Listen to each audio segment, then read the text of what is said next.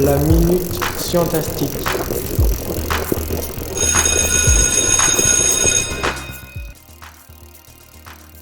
Les orang-outans sont des singes arboricoles.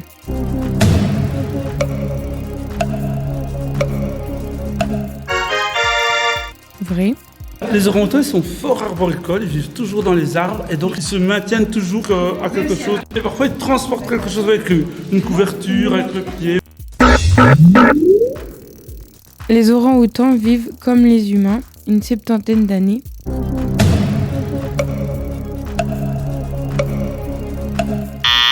Faux.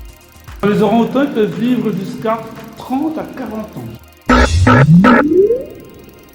L'un des grands prédateurs des singes est le dragon de Komodo. Pour tuer ses proies, il les attaque au cou et les égorge.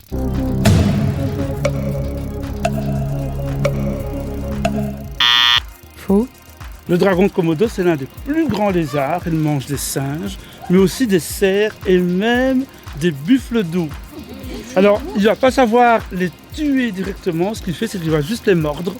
Et puis, il va attendre que sa salive et son venin fassent l'effet, parce qu'on a découvert une glande à venin dans la mâchoire inférieure du dragon de Komodo. Et une fois que l'animal est mort, eh bien, il va commencer à le déchiqueter, à l'avaler. Si c'est un singe, par exemple, de la taille d'un macaque, il va l'avaler tout entier. L'orang-outan est un singe très agressif. C'est dû principalement au fait qu'il est carnivore.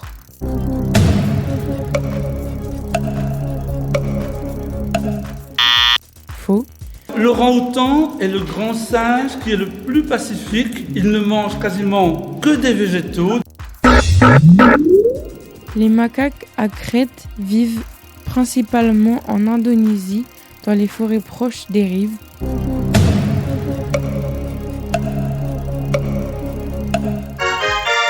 Vrai.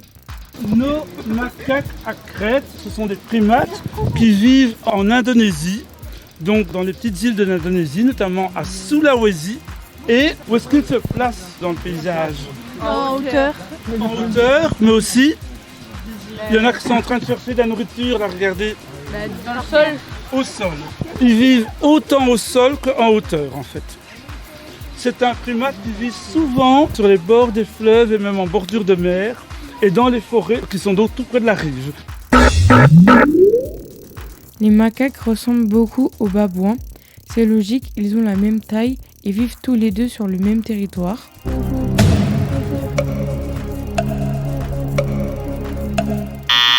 Faux. Au début, quand on a vu ces primates, il y a quelqu'un qui m'a dit on dirait des babouins. Vous connaissez le babouin? Qui est un primate qui ressemble au macaque, mais qui vit en Afrique et il est beaucoup plus grand, le babouin. Un seul primate porte des couleurs vives, c'est le singe du roi lion, le mandrill.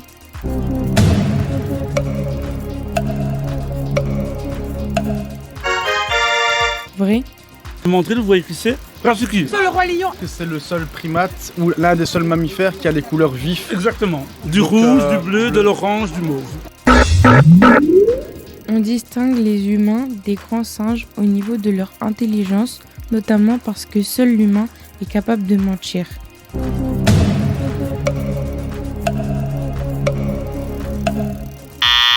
Faux.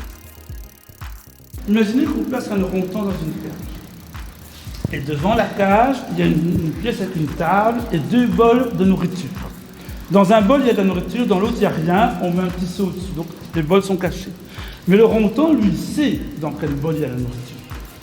Et dans la pièce, on va faire rentrer une à la fois 3 personnes. Alors la première personne, on va dire, c'est la personne qui partage.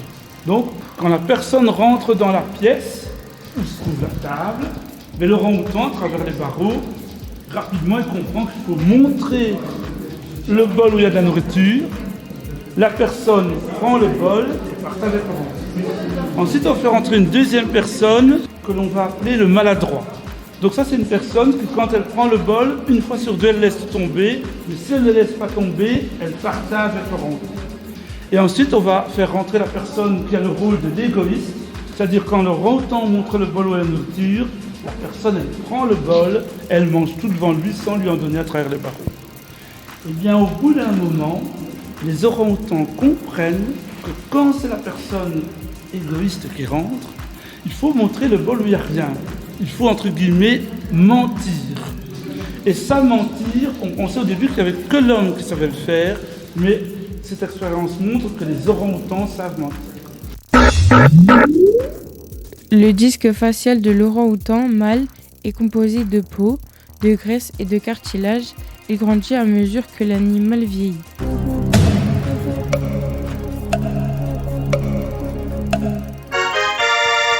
Vrai? Là, on voit bien le mâle d'orang-outan avec son disque facial.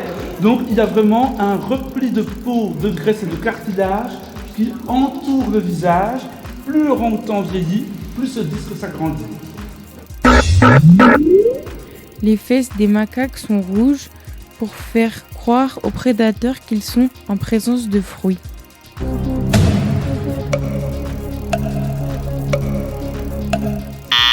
Faux. Alors, pourquoi est-ce que les fesses sont rouges? Ils ont trop cramé au soleil. Tellement à force de s'asseoir, ou je sais pas, non? Se protéger des prédateurs ou un truc dans ce genre-là, quoi. La reproduction.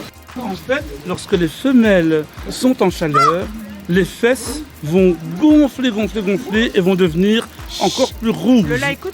Et c'est signe qu'elles sont prêtes à se reproduire.